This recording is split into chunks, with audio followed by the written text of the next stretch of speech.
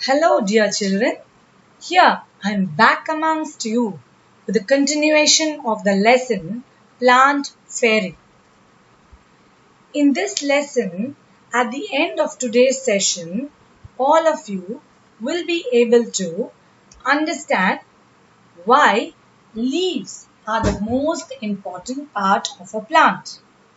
You will also be able to understand what are the different ways in which we use leaves in our daily lives. Moreover, all of you will be able to appreciate the varieties of patterns and shapes in leaves. The subtopics for today are importance of leaves for plants, uses of leaves, patterns of leaves, and trees that bear flowers and the ones that bear fruits. Children, in today's session, the first topic we will be taking up is importance of leaves in plants. You all know that in green plants, the leaves act like your mothers. I've taught you this in the previous sessions also. Just like your mothers put so many ingredients together and cooks delicious food for you, in the same way, green leaves make their own food using the gas carbon dioxide that we all exhale. When we breathe out, we exhale the gas carbon dioxide, isn't it? So this gas is used by the plant to prepare food. So the green leaves use the gas called carbon dioxide that human beings and animals give out during exhalation, water from the soil, and the light energy of the sun to prepare food. So this way the green leaves prepare food for the plant. That is why, children, we call the leaf the food factory of the plant.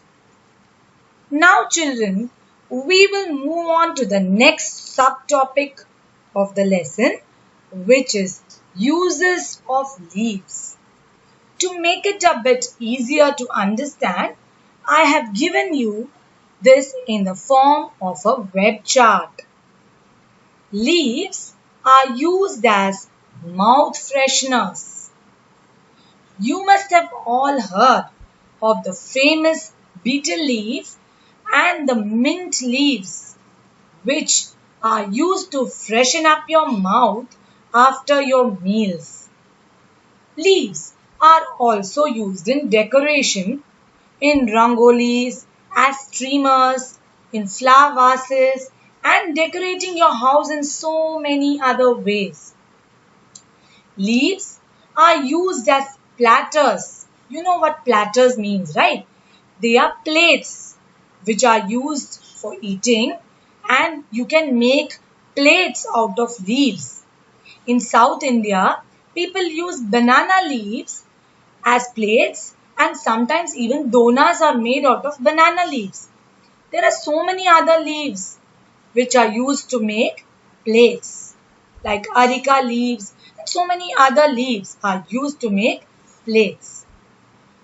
Leaves are also used to make roofs. You know, in villages and in many other places, in slums also, you can see that they thatch the roofs using leaves. For example, coconut leaves, palm leaves, all these kinds of leaves are used as for thatching the roofs. And as earlier taught to you in the previous session, leaves give out oxygen when they prepare food, and so they help in keeping the air very fresh and clean. Leaves are also used in garnishing your food and also in cooking so many dishes that your mother makes.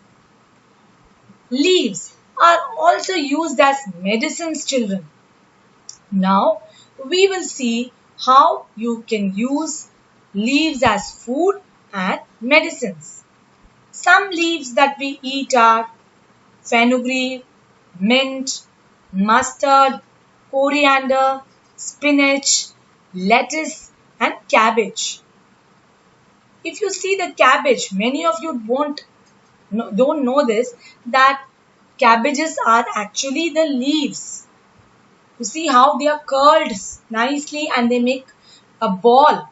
And if you keep removing the leaves, they just keep coming out till the last leaf is left. So cabbages are also coming under leaves. So you'll know that your mother prepares your favorite dishes using these leaves. For example, your methi ka paratha is made using fenugreek leaves. Your sarson ka saag is made using mustard leaves. Palak paneer, yummy, they are made using spinach leaves. Your mom must also be adding mint leaves in the pulao that she makes. Coriander leaves are used in chutneys and even in garnishing. Some leaves which are used as medicines are neem, sage, tulsi, ashok, etc. Now children, if you see the example of neem, you all know that neem leaves are used in variety of creams and soaps. They are used to heal wounds. Tulsi leaves are used to cure cold and cough. Ashok leaves, sage leaves, and even giloy leaves, you all must have heard of, are having so many medicinal properties. We can see so many patterns in leaves. So many varieties of patterns and shapes and designs and colors you can see in leaves. And these patterns are used in everyday life in designing so many objects, so many ways you can see these patterns. In our textbook, children, our NCERT textbook, on page number 17, there is a question asking you to name objects which have patterns of leaves. We can see patterns of leaves and flowers on objects such as bed sheets, pillow covers, curtains, handbags, paintings, glass doors, and so many other things that I have not even named as yet. You can even see leaf patterns in rangolis. The last topic for today is we all know children that fruits and flowers are found on herbs, shrubs, trees, creepers and climbers. In our textbook Looking Around on page 17, there is an interesting activity on making friends with a tree in your school or in your neighborhood. In this activity, there is a question on fruits and flowers on trees. So I thought of giving you a few examples. Flower bearing trees.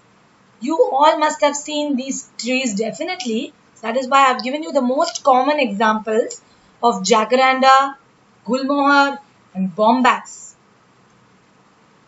These are some fruit bearing trees whose examples I have given here with pictures: apple, mango, guava and cherry.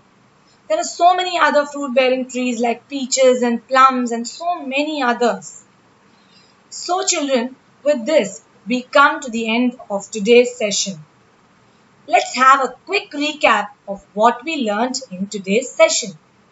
We learned about why leaves are so important for plants, the different ways in which leaves are used, where all we can see patterns of leaves, and also about the trees that bear flowers and the ones that bear fruits.